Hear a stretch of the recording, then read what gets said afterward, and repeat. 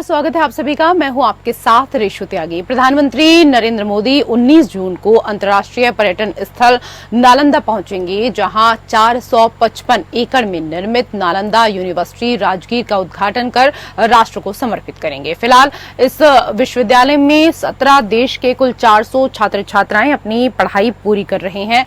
इधर पीएम नरेंद्र मोदी 19 जून को गया एयरपोर्ट से सीधे राजगीर पहुंचेंगे, जहां से वो राजगीर यूनिवर्सिटी और नालंदा खंडहर पहुंचेंगे। बताया ये भी जा रहा है कि पीएम नरेंद्र मोदी के नालंदा कार्यक्रम के दौरान सीएम नीतीश कुमार समेत कई बड़े नेता भी हिस्सा ले सकते हैं।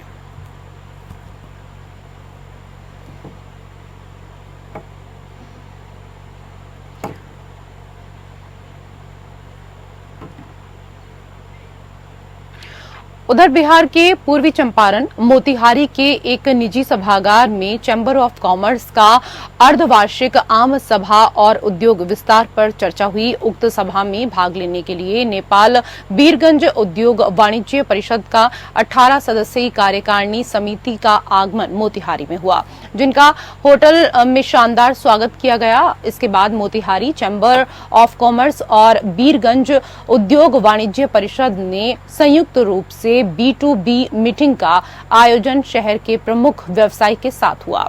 चैम्बर के अर्धवार्षिक सभा का उद्घाटन बीरगंज के अध्यक्ष अनिल कुमार अग्रवाल, जिला उद्योग के महाप्रबंधक शुभम कुमार और अध्यक्ष राजीव ने दीप प्रज्वलित कर किया। इसके बाद महासचिव सुनील कुमार श्रीवास्तव ने अर्धवार्षिक सभा में प्रतिवेदन पढ़ा। चैम्बर में 5 बुजुर्ग व्यवसायी राम प्रसाद, राजकुमार, लक्ष्मण प्रसाद, सुरेश चंद्र और पवन केजरीवाल का सम्मान किया गया। उसके बाद चैम्बर के बहुप्रतीक्षित वेबसाइट का लोकार्पण किया गया। मुख्य अतिथि अनिल कुमार अग्रवाल ने दोनों पक्ष के व्यापार की नीति बनाने और सहयोग देने का वादा किया। उद्योग विभाग के महाप्रबंधक शुभम कुमार ने उद्योग विभाग की तरफ से दी जा रही सुविधा पर चर्चा की।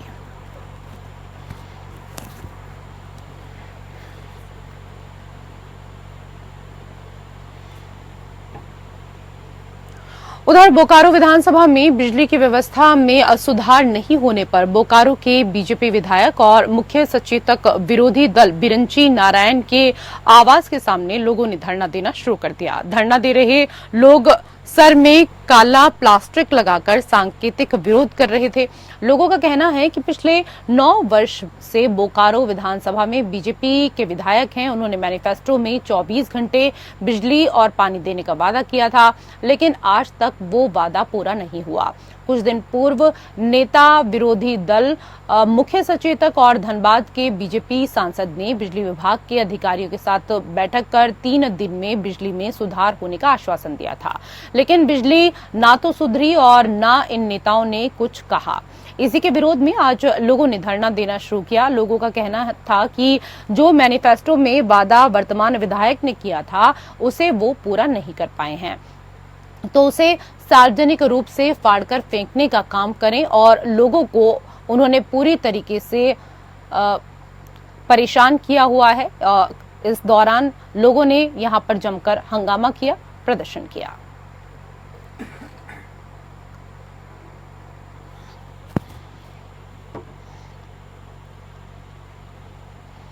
उधर झारखंड में लोकसभा चुनाव के परिणाम के बाद देवघर में आयोजित बीजेपी की समीक्षात्मक बैठक के दौरान सांसद निशिकांत दुबे और स्थानीय विधायक समेत कार्यकर्ताओं के साथ मारपीट और धक्का मुक्की हुई। स्थानीय विधायक नारायण दास ने सांसद निशिकांत दुबे पर बैठक के दौरान हंगामा कराने और अपने गुंडों से मारपीट कराने का आरोप लगाया। बैठक के दौरान प्रदेश बीजेपी के उपाध्यक्ष लुइस मरांडी के अलावा प्रदेश महामंत्री आदित्य साहू और बाल मुकुंद सहाय मौजूद थे। हंगामा बढ़ता देख प्रदेश के सभी पदाधिकारियों ने गोड्डा लोकसभा क्षेत्र के सभी मंडल अध्यक्ष और चुनाव कार्य से जुड़े कार्यकर्ताओं से एक कर मुलाकात की और उनकी राय भी जानी। इस पूरे मामले को लेकर स्थानीय विधायक ने सांसद निशिकांत दुबे के ऊपर गुंडागर्दी को बढ़ावा देने और मारपीट और गाली गलौज करने समेत तमाम आरोप लगाए।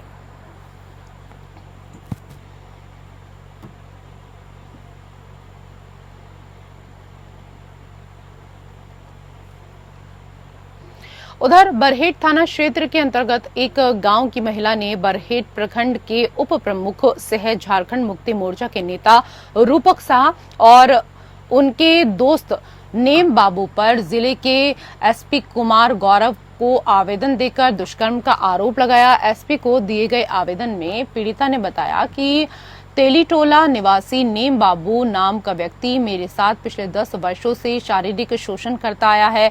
इस कार्य में नेम बाबू की पत्नी भी शामिल है, जो जानबूझकर मुझे दूसरी पत्नी के रूप में उनके घर ले गए।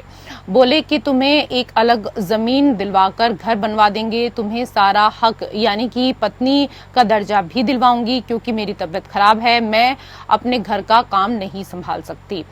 आवेदन में महिला ने यह भी जिक्र किया कि 10 वर्षों के बाद धीरे धीरे नेम बाबू मुझसे पीछा छुड़ाने लगे, अपनी जिंदगी से निकाल फेंकना चाहते थे। इस दौरान नेम बाबू का एक्सीडेंट होने पर मैंने तकरीबन 1,15,000 रुपए भी खर्च किए। उस पैसे को भी वो लोग नहीं मान रहे हैं। आवेदन में ये जिक्र है कि हाल ही के दिनों में नेम बाबू और उनकी पत्नी ने उसे घर बुलाकर नेम बाबू के दोस्त उप प्रमुख सह झारखंड मुक्ति मोर्चा नेता रूपक शाह से जबरदस्ती दुष्कर्म कराया। इसके बाद भी रूपक ने दुष्कर्म किया। उधर मामले में एसपी ने बरहेट थाना पुलिस को जांच का आदेश दिया है। इधर बरहेट थाना प्रभारी पवन कुमार ने बताया कि पुलिस मामले की छानबीन कर रही है। वहीं उप प्रमुख सह झारखंड मुक्ति मोर्चा नेता रूपक शाह ने बताया कि राजनीतिक द्वेष के कारण उन्हें फंसाया जा रहा है।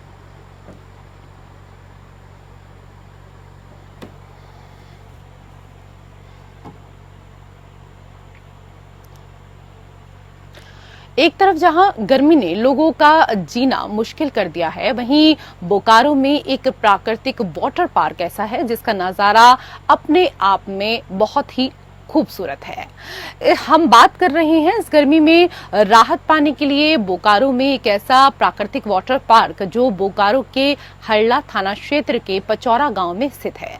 इस प्राकृतिक वाटर पार्क का नाम बरुआ घाट है। ये दामोदर नदी पर स्थित है, जो बोकारो की लाइफलाइन मानी जाती है। अमूमन गर्मी में राहत पाने के लिए लोग इस गर्मी की छुट्टी में इस वाटर पार्क का सहारा लेने के लिए दूर दूर से पहुंचते हैं, जहां पर लोगों को अपने परिवार के साथ वाटर पार्क में एंजॉय करने के लिए पैसे देने पड़ते हैं। लेकिन बोकारो जिले के बरुआ घाट में नजारा ऐसा है कि लोग बिना पैसे के गर्मी से राहत पाने के लिए यहां पर आनंद लेने पहुंच रहे हैं और इस प्राकृतिक वाटर पार्क का आनंद ले रहे हैं। यहां पर लोग बिहार, झारखंड, उड़ीसा और बंगाल से इस गर्मी से राहत पाने के लिए पहुंचते हैं। इस प्राकृतिक वाटर पार्क में गर्मी से राहत पाने के लिए पहुंचे लोगों से हमारे संवाददाता नीरज सिंह ने खास बातचीत भी की।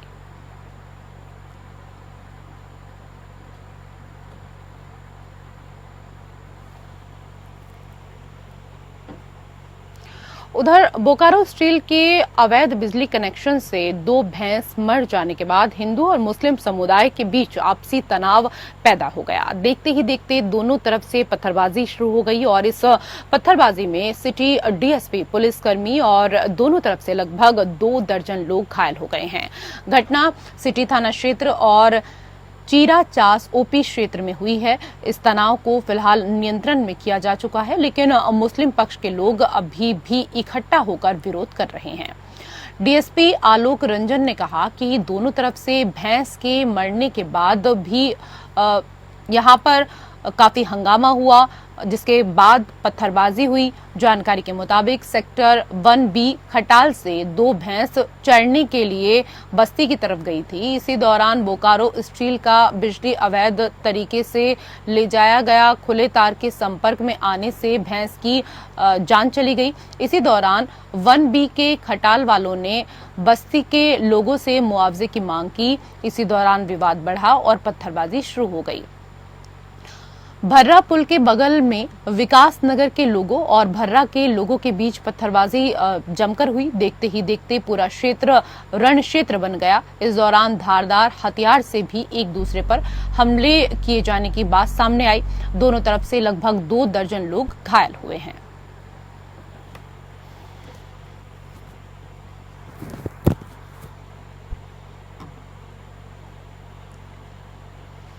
उधर रांची पुलिस ने नशे के खिलाफ बड़ी कार्रवाई की है। पुलिस ने थाना क्षेत्र के 80 किलो डोडा यहां से बरामद किया है।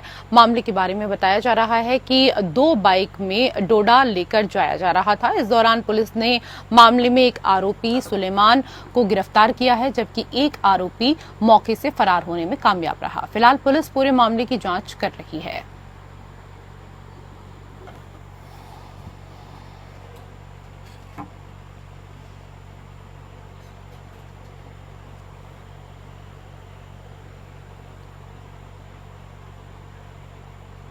35 सालों से ज्यादा समय से मध्य प्रदेश और छत्तीसगढ़ विधानसभा की कार्यवाही में शामिल रहने के बाद बीजेपी के वरिष्ठ विधायक बृजमोहन अग्रवाल ने सोमवार को विधायक पद से इस्तीफा दे दिया।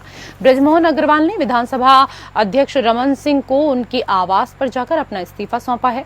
इस अवसर पर पत्रकारों से बातचीत के दौरान बृजमोहन अग्रवाल ने कहा कि विधायक पद से इस्तीफा देना मेरे लिए बहुत ही भावुक क्षण है। जनता के प्यार और आशीर्वाद से पिछले 35 साल से भी ज्यादा समय से विधायक रहा हूं। विधानसभा में मेरे पुराने और नए साथी हैं जो एक परिवार की तरह हैं, लेकिन नियमतः लोकसभा सदस्य चुने जाने के 14 दिन के भीतर विधानसभा की सदस्यता से त्यागपत्र देना पड़ता है, इसलिए बड़े भारी मन से इस्तीफा दे रहा हूं। उन्होंने कहा कि केंद्रीय नेतृत्व और रायपुर लोकसभा की जनता ने नई जिम्मेदारी दी है। नई ऊर्जा के साथ रायपुर लोकसभा और छत्तीसगढ़ के लिए कार्य करूंगा।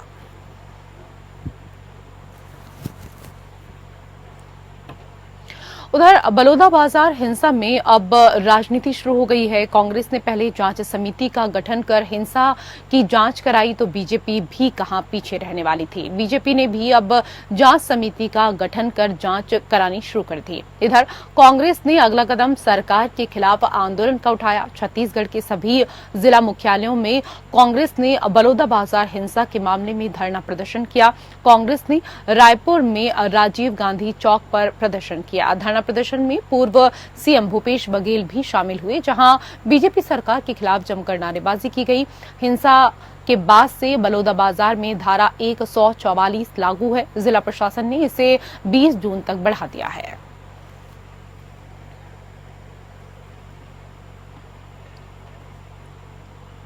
उधर रायपुर कलेक्टर गौरव सिंह ने तिल्दा विकासखंड के ग्राम अड़सीना और बरोंडा में मनरेगा के कार्यों का निरीक्षण किया। कलेक्टर ने तालाब गहरीकरण के कार्य में लगे श्रमिकों से बात कर उनका हालचाल भी जाना। साथ ही शासन ने संचालित योजनाओं के बारे में भी चर्चा की।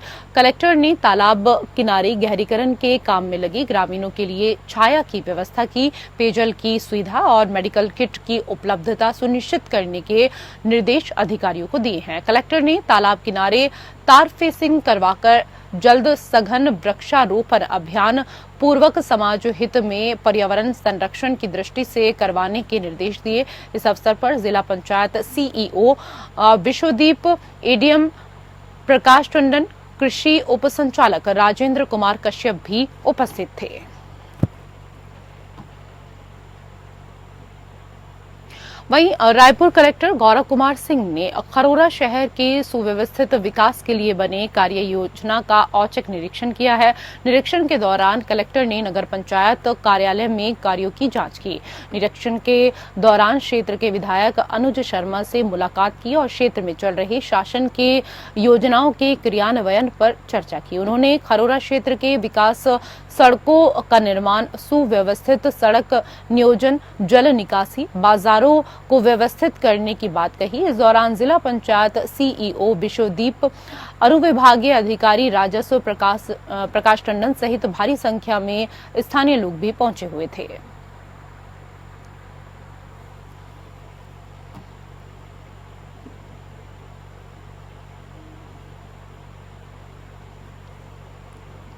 वरिष्ठ पुलिस अधीक्षक संतोष कुमार सिंह के दिशा निर्देश पर रायपुर पुलिस ने निजात अभियान के तहत नशे के विरुद्ध विशेष अभियान चलाया है, जिसमें समस्त थाना और क्राइम एंड साइबर यूनिट की टीम ने लगातार कार्रवाई की है। नारकोटिक्स एक्ट पर प्रभावी कार्रवाई करने के लिए क्राइम एंड साइबर यूनिट की विशेष टीम का गठन किया गया है। साथ ही समस्त थाना प्रभारियों को नशे की सामग्री बिक्री करने वालों और सप्लाई करने वालों पर कठोर कार्रवाई करने को लेकर निर्देशित किया गया है।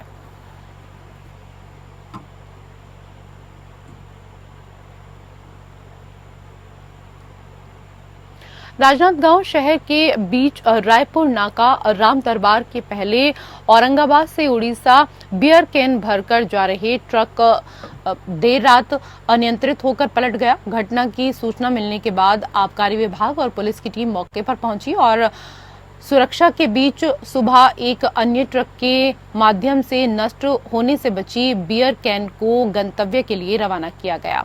बता दें कि औरंगाबाद से इस दौरान कई पेटी बियर कैन भरकर उड़ीसा जा रहे ट्रक देर रात राजनांदगांव शहर के राम दरबार चौक के समीप एक वाहन को बचाने के चक्कर में अनियंत्रित होकर पलट गया। हादसे में ट्रक का पिछला हिस्सा पूरी तरीके से उलट गया, जिससे ट्रक के भीतर रखी 2400 पेटियों में से काफी बियर की जो कैन है वो पूरी तरीके से नष्ट हो गई। देर रात सूचना मिलने पर पुलिस विभाग और आबकारी विभाग की टीम मौके पर पहुंची और ट्रक की सुरक्षा के लिए जवान तैनात किए गए।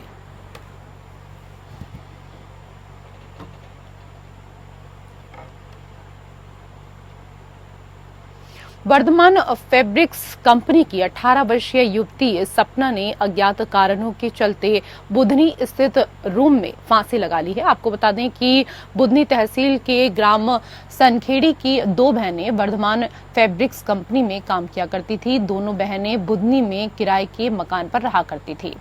कहीं बाहर से बड़ी बहन वापस आई तो उसने देखा कि उसकी छोटी बहन फांसी लगा चुकी है, आत्महत्या उसने कर ली है, जिसकी सूचना पुलिस और परिजनों को दी गई। परिजनों ने तुरंत बच्ची को अस्पताल में भर्ती कराया, जिसके बाद उसे नर्मदापुरम जिला अस्पताल लाया गया, जहां डॉक्टरों ने उसे मृत घोषित कर दिया।